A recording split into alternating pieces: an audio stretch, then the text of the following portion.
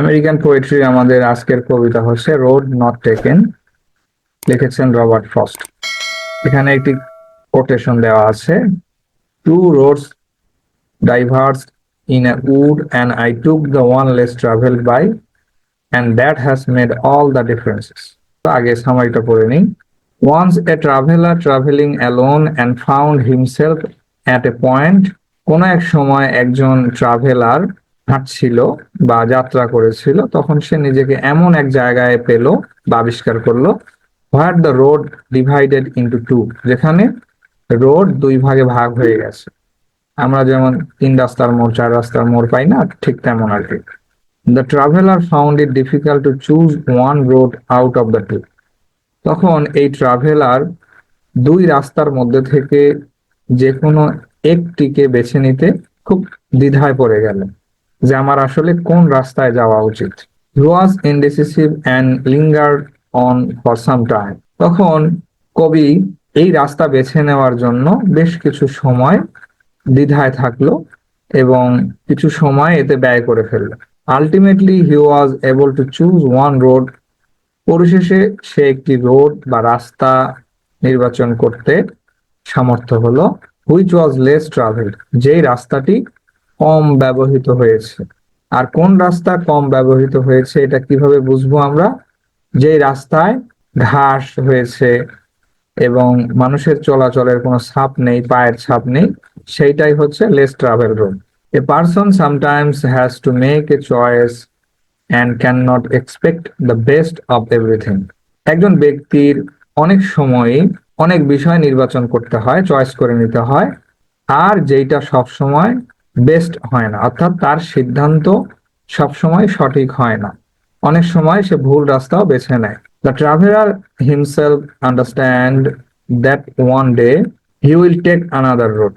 আর এই যে ট্রাভেলার, এইটা রাস্তার ক্ষেত্রেও হতে পারে অথবা কোনো সিদ্ধান্ত নেওয়ার ক্ষেত্রে, যে কোনো বিষয়ে যখন আমরা আমাদের সামনে এক বা একাধিক পথ থাকে তখন আমরা বেছে নিতে পারি না।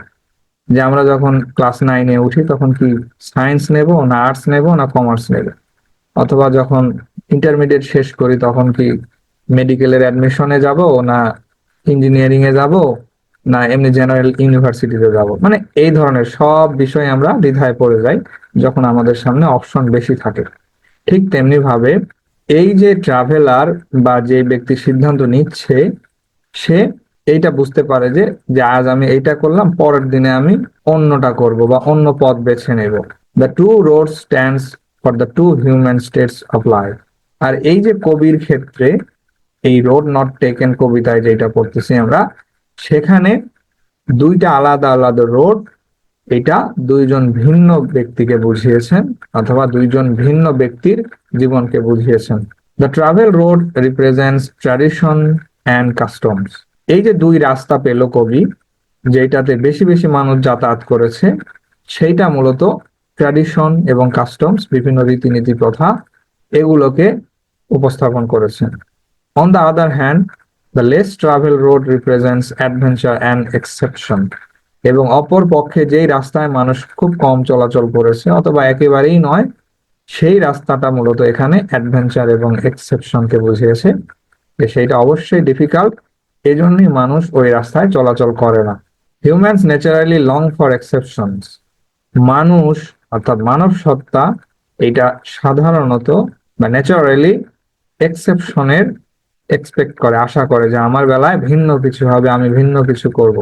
Another interpretation of this poem is that এই কবিতার অন্য একটি ব্যাখ্যা হচ্ছে, human beings are always burned by the desire to lose one thing from another.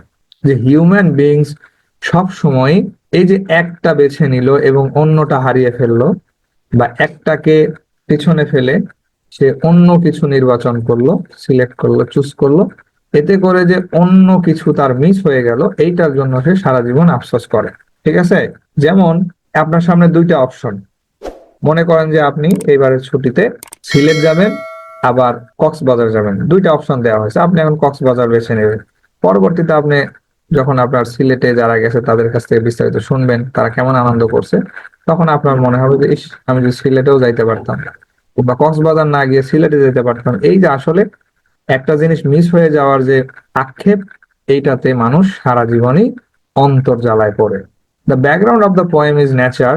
যদিও এই কবিতার ব্যাকগ্রাউন্ড নেচার, অর্থাৎ রাস্তা, রোড, এগুলো তো নেচার, হ্যাঁ, but the subject matter is human being and their dealings. কিন্তু এই যে বিষয়বস্তু কবিতা, এটা হচ্ছে মানুষের সাথে সম্পর্কিত, এবং মানুষের যে ডিলিংস, দৈনন্দিন জীবনে এবং জীবন ব্যবস্থাপনায় যারা ডিল করে বিভিন্ন বিষয়, সেইটাকেই মূলত উদ্দেশ্য করা হয়েছে। তাহলে আমরা এর আগেও পড়েছি রবার্ট ফ্রস্ট নেচার পোয়েট, তাহলে দেখছেন কিভাবে তার কবিতাগুলো নেচারের সাথে মিলছে। এরপরে আমরা এই যে রবার্ট ফ্রস্টের 7টি কবিতা আছে, আমাদের কিন্তু যখন আমরা অ্যান্সার করব ব্রড কোশ্চিনে, তখন কিন্তু বিভিন্ন কবিতা থেকে পয়েন্ট নিতে হবে, টপিক নিতে হবে, নিয়ে নিয়ে আপনি ফাইনালি রবার্ট ফ্রস্টকে নেচার পোয়েট হিসেবে প্রমাণ করবেন, অথবা তার কোনো কবিতা ব্যাকগ্রাউন্ড সেটা উপস্থাপন করবেন। এক কবিতা থেকে অ্যান্সার খুব সচরাচর কমই হয়। আপনার এমন ভাবে প্রশ্ন করবে, আপনার মিনিমাম 2-3টা কবিতা মনে থাকতে হবে, ওইটা থেকে নিয়েই আলাদা আলাদা টপিক নিয়ে আবার একটা ব্রড কোশ্চেন করতে হবে। এই জন্য ভুলেও কোনো কবিতা স্কিপ করবেন না, কারণ বিভিন্ন রেফারেন্স আপনাকে দিতে হবে, যে ওই কবিতায় কবি এইটা বলেছেন, ওই কবিতায় এইটা বলেছেন। আপনি ব্রড কোশ্চেন গুলো দেখবেন, তাহলে বুঝতে পারবেন। Write down the regional idea in the poem of Robert frost. এই যে রবার্ট ফ্রস্টের যে 7টি কবিতা আছে, এখানে আইডিয়া গুলো কি কি কি কি ধারণা উল্লেখ করা হয়েছে আমরা বলছি একে একে। Human beings always want to dual in their favourite place. Human beings সবসময় তারা নিজেদের পছন্দের জায়গায় বসবাস করতে কমফোর্ট ফিল করে। আর এই অংশটি মূলত নেওয়া হয়েছে the death of a hard man, ওই কবিতার মধ্যে এই উক্তিটি মানে উল্লেখ করা হয়েছে। One should always keep his place secure, otherwise there is a possibility of quarrels. এখানে আরো একটি পয়েন্ট উল্লেখ করা হয়েছে, যে সকলেই তাদের নিজস্ব প্লেস সিকিউর রাখতে চায়, যেন ঝগড়া বিবাদ তৈরি না হয়, বা কেউ যদি তার প্লেস সিকিউর না রাখে, তাহলে কোনো এক সময় ঝগড়া বিবাদ কোয়ালসের সম্ভাবনা বেড়ে যায়। এই পয়েন্টটি হয়তো মেন্ডিং ওয়াল নামক কবিতা থেকে নেওয়া হয়েছে। In the poem After Apple Picking, the frustration of an apple picker after the fulfillment of desire is presented. আর আফটার দ্য অ্যাপল পিকিং কবিতায় একজন ব্যক্তির ফ্রাস্ট্রেশন উপস্থাপন করা হয়েছে, বিশেষ করে যেটা ছিল একজন অ্যাপেল পিকারের ফ্রাস্ট্রেশন। তার কারণ ছিল যে মানুষের যখন আকাঙ্ক্ষা পূরণ হয়ে যায়, তখন সে কি হয়ে যায়, বাড়তি জিনিসের প্রতি তার ফ্রাস্ট্রেশন জন্মায়। But this local incident in new England is universally applicable to everyone. যদিও এইটা নিউ ইংল্যান্ডের একজন অ্যাপেল পিকারকে কেন্দ্র করে উপস্থাপন করা হয়েছে, তবে এটা পুরো বিশ্বব্যাপী এই তথ্যটা অ্যাপ্লিকেবল, কারণ এটা সবার ক্ষেত্রেই হয়ে থাকে। আমরা যখন কোনো জিনিস বেশি পাই, তখন তার প্রতি অনীহা তৈরি হয়। In the poem the road not taken, আমরা যেটা কিছুক্ষণ আগে পড়লাম, the dilemma of travellers to choose the right road is local as well as universal. এই যে দুই রাস্তার মধ্যে থেকে একটি রাস্তা চুজ করবে, এটা নিয়ে যে ডিলেমা, দ্বিধা, তো এই যে সিদ্ধান্তহীনতা, এইটা যদিও লোকালি প্রেজেন্ট করা হয়েছে নিউ ইংল্যান্ডের কোন একটা রাস্তায়, কিন্তু এটা পুরো বিশ্বব্যাপী বা সার্বজনীন, এটা সবার ক্ষেত্রেই হয়ে থাকে, এমন যে অনেকগুলো অপশনের মধ্যে থেকে চুজ করা। In the poem the birches, the desire for heaven or unexpected happiness is presented universally.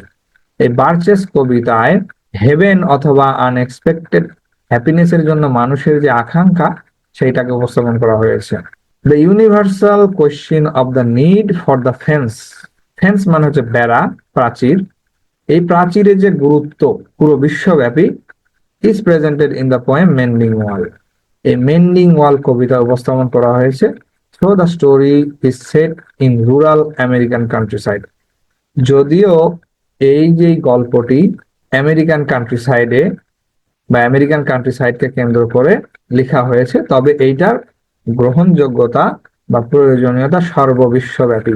কারণ প্রাচীর না দিলে কি হবে, অন্য এসে আপনার বাড়িতে দখল করবে, আপনার বাড়ির বাসা বাড়ির উপর দিয়ে রাস্তা তৈরি করবে, যা ইচ্ছা তাই করবে, এইটা আর কি। আরো অনেক এগুলোর হচ্ছে ইনার মিনিং আছে।